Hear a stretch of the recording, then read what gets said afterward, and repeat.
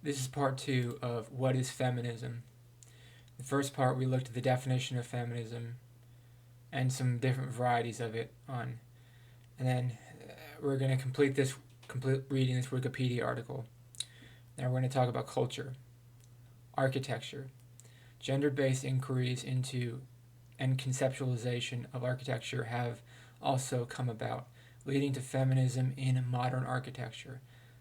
Piyush Mathur coined the term archigenderic, claiming that architectural planning has an inexorable link with the defining and the regulation of gender roles, responsibilities, rights, and limitations. Mathur came up with that term to explore the meaning of architecture in terms of gender and to explore the meaning of gender in terms of architecture. Design. There's a long history of feminist activity in design disciplines like industrial design, graphic design, and fashion design. The work has explored topics like beauty, DIY, feminine approaches to design, and community-based projects. Some iconic writings include Cheryl Buckley's essays on modernity and patriarchy, and Joan Rothschild's Design and Feminism, revisioning spaces, places, and everyday things. More recently, Isabel Prochner's research explored how feminist perspectives can support positive change in industrial design, helping to identify systemic social problems and inequities in design and guiding socially sustainable and grassroots design solutions. Businesses. Feminist activities have established a range of feminist businesses, including feminist bookstores, credit unions, presses, mail order catalogs, and restaurants. These businesses flourished as part of the second and third waves of feminism in the 1970s, 1980s, and 1990s. Visual arts. Corresponding with general developments within feminism and often including such self-organizing tactics as the consciousness raising group, the movement began in the 1960s and flourished through the 1970s. Jeremy Strick, director of the Museum of Contemporary Art in Los Angeles, described the feminist art movement as the most influential international movement of any during the post-war period, and Peggy Phelan says that it brought about the most far-reaching transformations in both art making and art writing over the past 4 decades. Feminist artist Judy Chicago, who created the Dinner Party, a set of vulva-themed ceramic plates in the 1970s, said in 2009 to Art News, "There is still an institutional lag and an insistence on a male, Eurocentric narrative. We are trying to change the future, to get girls and boys to realize that women's art is not an exception. It's a normal part of art history. A feminist approach to visual arts has most recently developed through cyberfeminism and the post-human turn, giving voice to the ways contemporary female artists are dealing with gender, social media, and the notion of embodiment." Literature. The feminist movement produced feminist fiction, feminist nonfiction, and feminist poetry, which created new interest in women's writing. It also prompted a general reevaluation of women's historical and academic contributions in response to the belief that women's lives and contributions have been underrepresented in areas of scholarly interest. There has also been a close link between feminist literature and activism, with feminist writing typically voicing key concerns or ideas of feminism in a particular area. Much of the early period of feminist literary scholarship was given over to the rediscovery and reclamation of texts written by women in Western feminist literary scholarships. Studies such as Dale Spender's Mothers of the Novel and Jane Spencer's The Rise of Women Novelists in 1986 were groundbreaking in their insistence that women have always been writing. There's insistence that women have always been writing.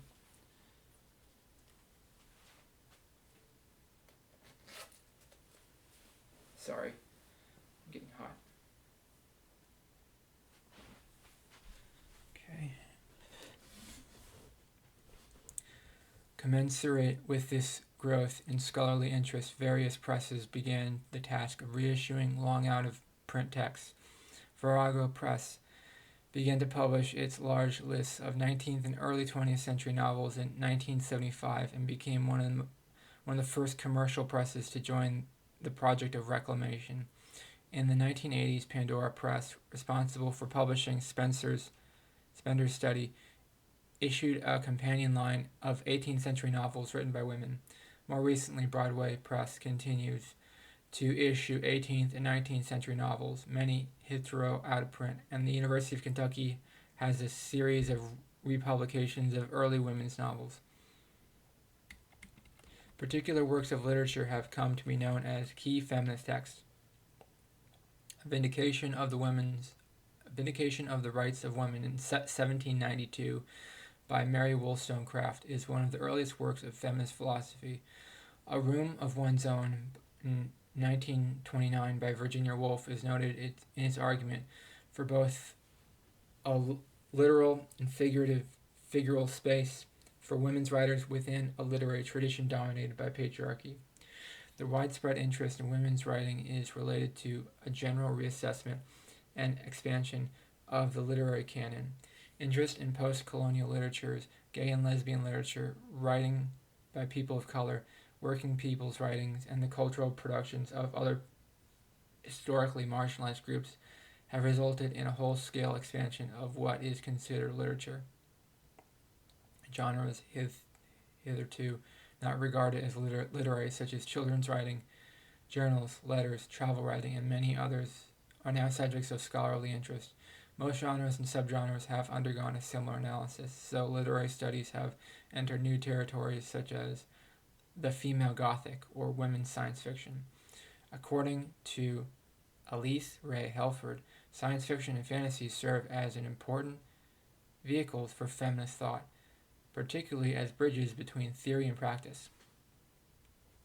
Feminist science fiction is sometimes taught at the university level to explore the role of social constructs in understanding gender. Notable texts of this kind are Ursula K. Le Guin's The Left Hand of Darkness from 1969, Joanna Russ's The Female Man in 1970, Octavia Butler's Kindred, 1979, and Margaret Atwood's Handmaid's Tale, 1985. Feminist nonfiction has played an important role in voicing concerns about women's lived experiences. For example, Maya Angelou's I Know Why the Caged Bird Sings was extremely influential as it represented the specific racism and sexism experienced by black women growing up in the United States. In addition, many feminist movements have embraced poetry as a vehicle through which to communicate feminist ideas to the public audiences through anthologies, poetry collections, and public readings. Moreover, historical pieces of writing by women have been used by feminists to speak about what women's lives would have been like in the past, while demonstrating the power that they held and the impact they had in their communities even centuries ago. An important figure in the history of women in relation to literature is Hrotseva. Hrotseva was the canonist from 935 to 973.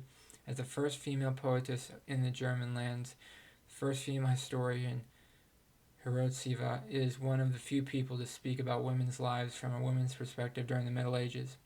Music. Women's music is the music for women. Is music by women, for women, about women.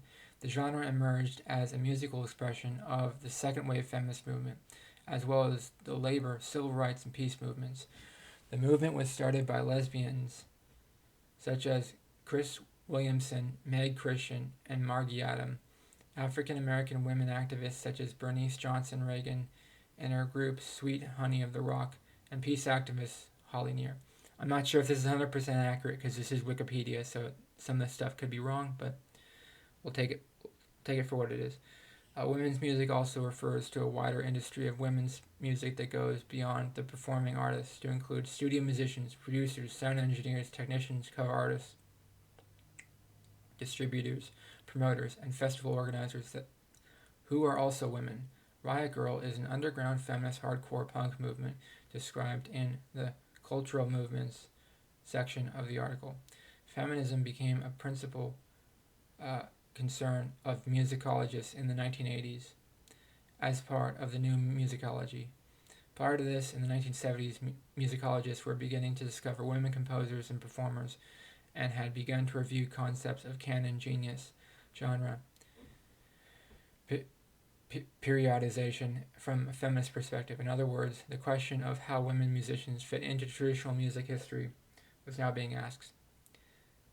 Through the 1980s and 1990s, this trend continued as musicologists like Susan McClary and Marcia Citron and Ruth Soley began to consider the cultural reasons for the marginalizing of women from the received body of work.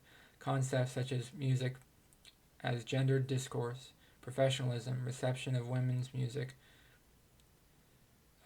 examination of the sites of music production, relative wealth and education of women, popular music studies in relation to women's identity, patriarchal ideas in music analysis, and notions of gender indifference are among the themes examined during this time.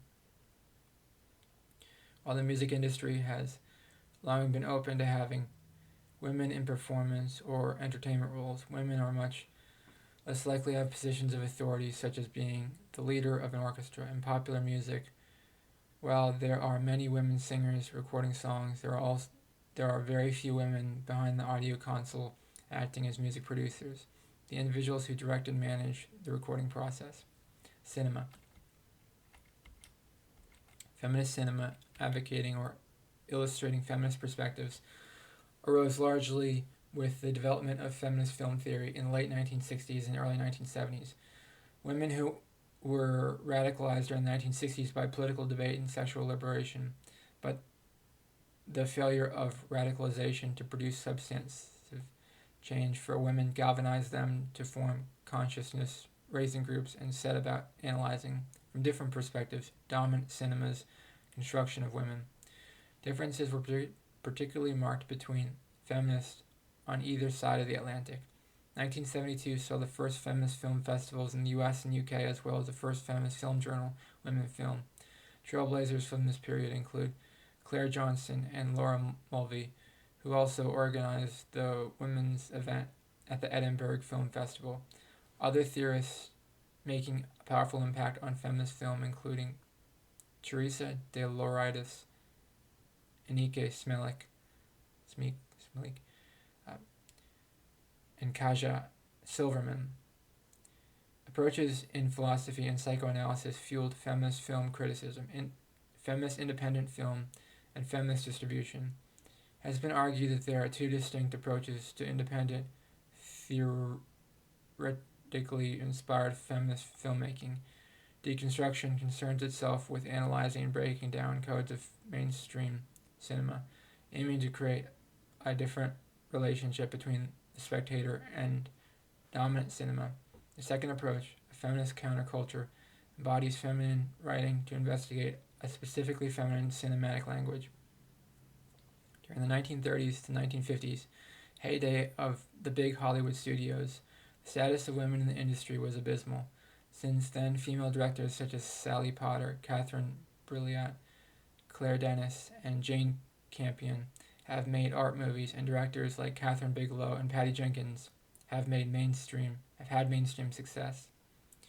The progress stagnated in the 1990s, and men outnumber women 5-1 in behind the camera roles. Politics. Feminism has had complex interactions with the major political movements of the 20th century. Socialism. Since the late 19th century, some feminists have allied with socialism, whereas others have criticized socialist ideology for being insufficiently concerned with women's rights.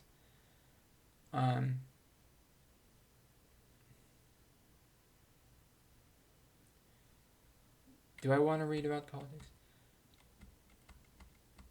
Yeah, I just skip the politics section because I don't really want my channel to be about politics. I want it to be. I'm not as passionate about the politics of feminism as I am about the cultural aspect of feminism. And I've already given the definition. I don't have to go deep into the weird politics. I mean, you know what I mean. Anyway, I'm going to continue. There's a few other things in this article that I do want to read that aren't really politics, but are just, well, they are politics, but they're not in the weird section that I'm not, that can be controversial or whatever, that I don't want to put on YouTube. Anyways, the feminist movement has affected, you can read it on Wikipedia if you want the whole thing. The feminist movement has societal impact. The feminist movement has affected change in Western society, including women's suffrage, greater access to education, more equal payment to men, the right to initiate divorce proceedings, and the right of women to make individual decisions regarding pregnancy, including access to contraceptives and abortion, and the right to own property. Civil rights. In the 1960s on, the campaign for women's rights was met with mixed results. In the US and the UK, other countries of the EEC agreed to ensure that discriminatory laws would be phased out across the European community. Some feminist campaigning also helped reform attitudes to child sexual abuse. The view that young girls cause men to have sexual intercourse with them was replaced by that of men's responsibility for their own conduct, the men being adults. In the US, the National Organization for Women Now began in 1966 to seek women's equality, including through the Equal Rights Amendment, which did not pass, although some states enacted their own. Reproductive rights in the U.S. centered on the court decision in Roe v. Wade, enunciating a woman's right to choose whether to carry pregnancy to term. Western women gained more reliable birth control, allowing family planning and careers. The movement started in the 1910s in the U.S. under Margaret Sanger and elsewhere under Marie Stopes. In the final 3 decades of the 20th century, Western women knew a new freedom through birth control, which enabled women to plan their adult lives, often making way for both career and family. The division of labor within households was affected by the increased entry of women into the workplaces in the 20th century. Sociologist Arlie Russell Hochschild found that in 2 career couples, men and women on average spend about equal amounts of time working, but women still spend more time on housework. Although Kathy Young responded by arguing that women may prevent equal participation by men in housework and parenting. Judith K. Brown writes, women are most likely to make a substantial contribution when subsistence activities have the following characteristics. The participant is not obliged to be far from home. The tasks are relatively monotonous and do not require rapt concentration, and the work is not dangerous. Can be performed in spite of interruptions and is easily resumed once interrupted. In international law, the Convention of Elimination of All Forms of Discrimination Against Women is an international convention adopted by the United Nations General Assembly and described as the International Bill of Rights for Women. It came into force in those nations ratifying it. Jurisprudence. Feminist jurisprudence is a branch of jurisprudence that examines the relationship between women and law. It addresses questions about the history of legal and social biases against women and about the enhancement of their legal rights. Feminist jurisprudence signifies a reaction to the philosophical approach of modern legal scholars who typically see the law as a process of interpreting and perpetuating a society's universal gender-neutral ideals. Feminist legal scholars claim this fails to acknowledge women's values and legal interests or the harms that they may anticipate or experience. Language. Proponents of gender-neutral language argue that the use of gender-specific language often implies male superiority or reflects an unequal state of society. According to the Handbook of English Linguistics, generic masculine pronouns and gender-specific job titles are instances where English linguistic convention has historically treated men as prototypical of the human species. Merriam-Webster chose feminism as its 2017 Word of the Year, noting that Word of the Year is a quantitative measure of interest in a particular word. Theology.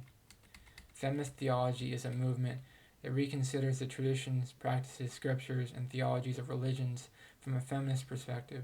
Some of the goals of feminist theology include increasing the role of women among the clergy and religious authorities, reinterpreting male-dominated imagery, and language about God, determining women's place in relation to career and motherhood, and studying images of women in the religion's sacred texts.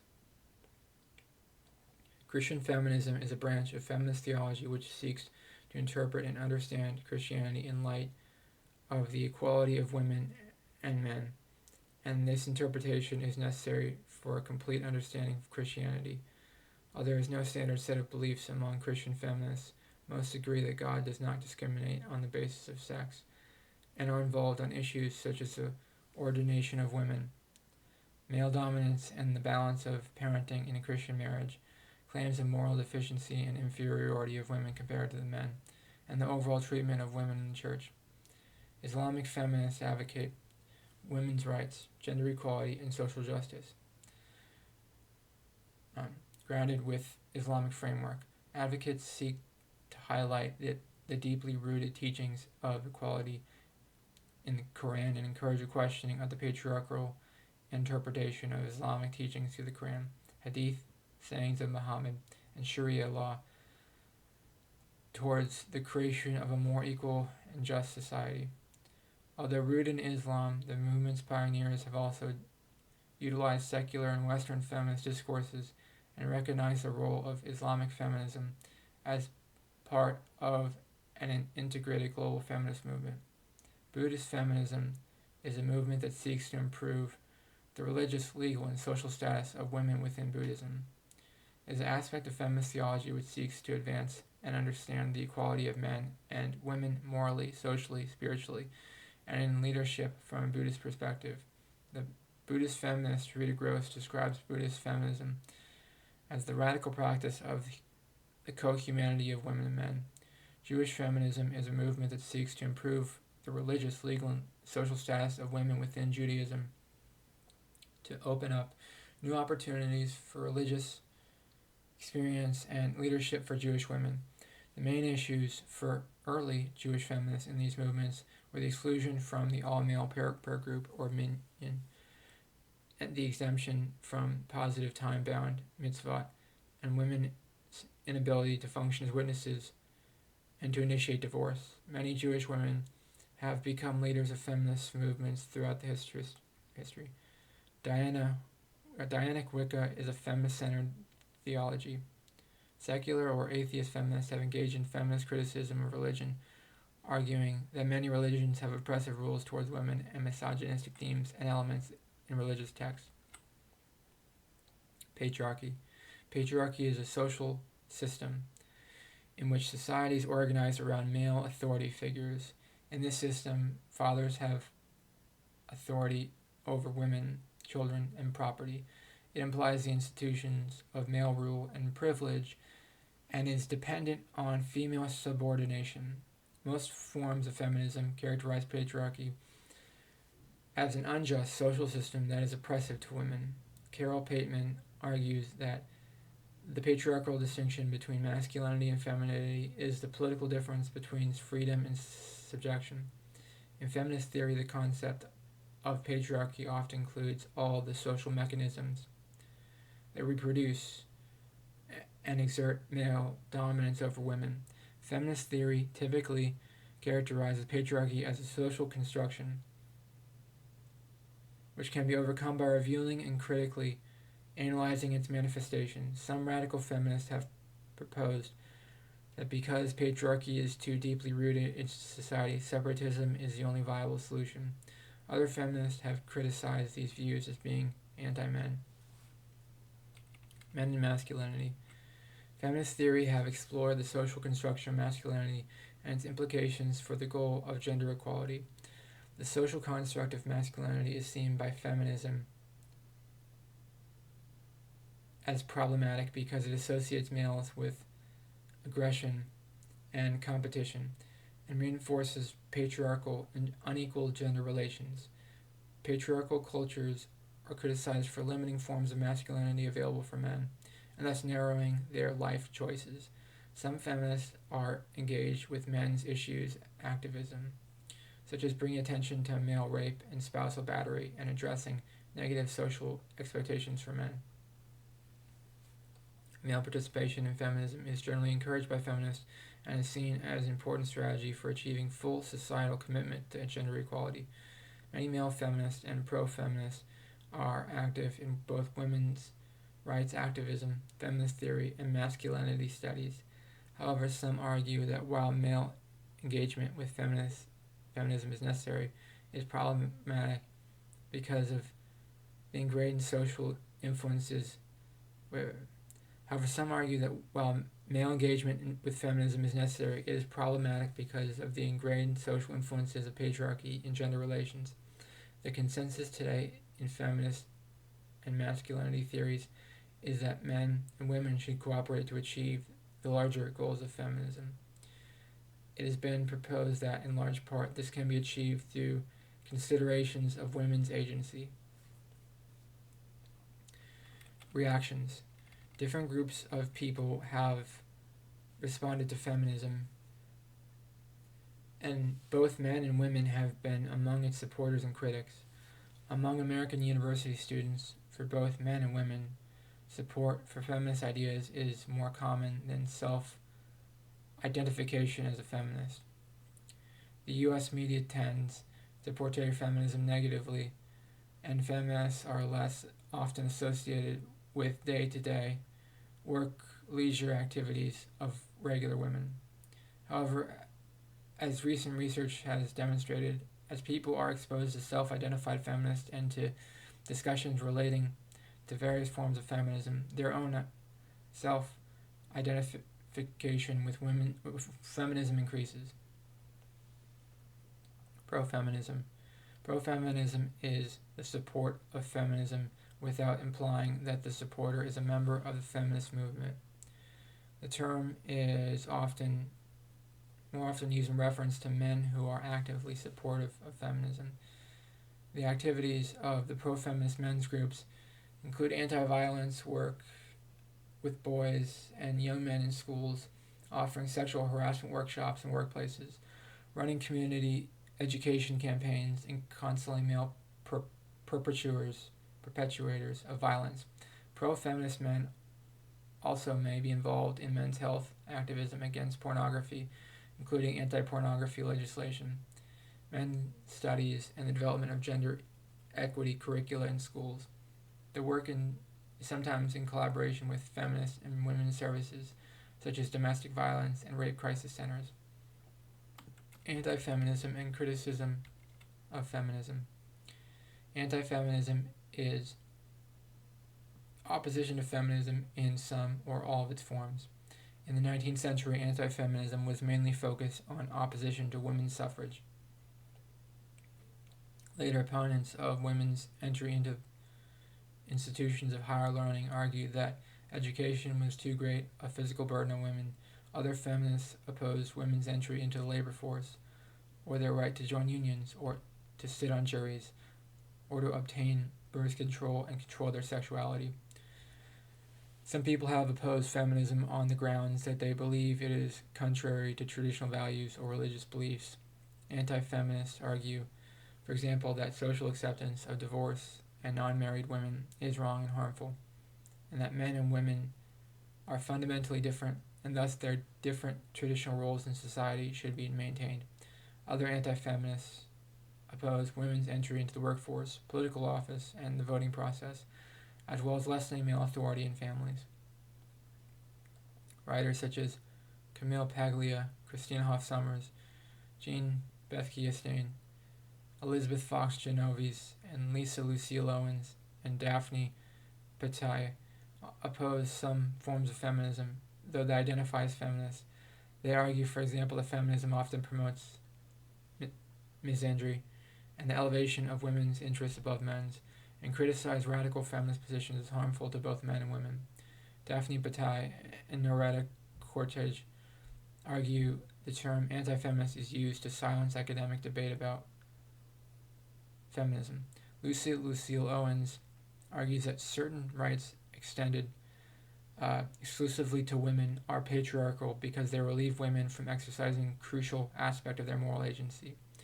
Secular humanism. Secular humanism is an ethical framework that attempts to dispense with any unreasoned dogma pseudoscience, and superstition.